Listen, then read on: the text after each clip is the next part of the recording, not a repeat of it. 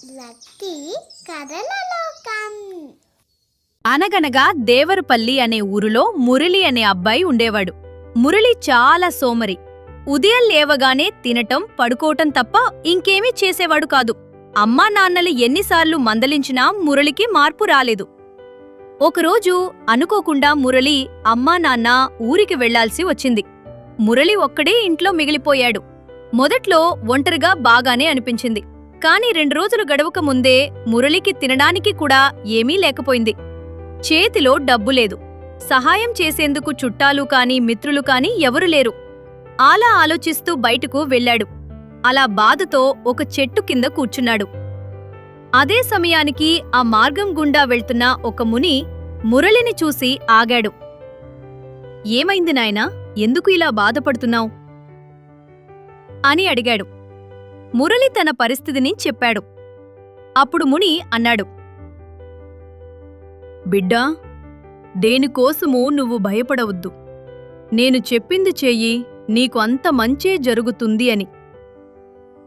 అదిగో అక్కడ దూరంగా కనిపిస్తున్న కొండ దగ్గర ఎండిన చెట్లు ఉన్నాయి. వెళ్ళి కొమ్మలు ఏరుకునిరా. ఆ తరువాత నీకు ఏం చెయ్యాలో అర్థమవుతుంది అని అన్నాడు. ముని మాట విన్న మురళి ఆలోచించి పైకి లేచి ఆ కొండ దగ్గరకు బయల్దేరాడు. అక్కడ ఎండిన చెట్టును చూసి అలా అక్కడున్న ఎండిన కొమ్మలను ఏరడం మొదలుపెట్టాడు. అలా కొంత సమయమయ్యాక అలసటితో కూర్చున్నాడు. అప్పుడు మురళికి మనసులో ఎలా అనిపించింది. నా తల్లిదండ్రులు ప్రతిరోజూ కష్టపడి నన్ను పోషిస్తున్నారా అనుకుని బాధతో ఏడ్చాడు. తరువాత ముని దగ్గరకొచ్చి మురళి అన్నాడు, స్వామీ, నాకిప్పుడు అర్థమైంది.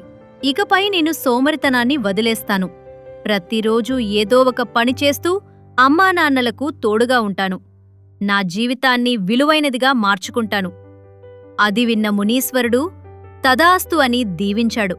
అక్కడ్నుండి మురళి ఆనందంగా ఇంటికి వెళ్లి అమ్మానాన్న కోసం ఎదురుచూస్తూ ఉన్నాడు. ఆ రోజు నుండి మురళి మారిపోయాడు. పనిచేయడమే తనకు ఆనందమని గ్రహించాడు. ఈ కథ మనకు చెబుతున్నది ఏమిటంటే, సమయాన్ని వృధా చేయకూడదు. చేసే పనిని తక్కువగా చూడ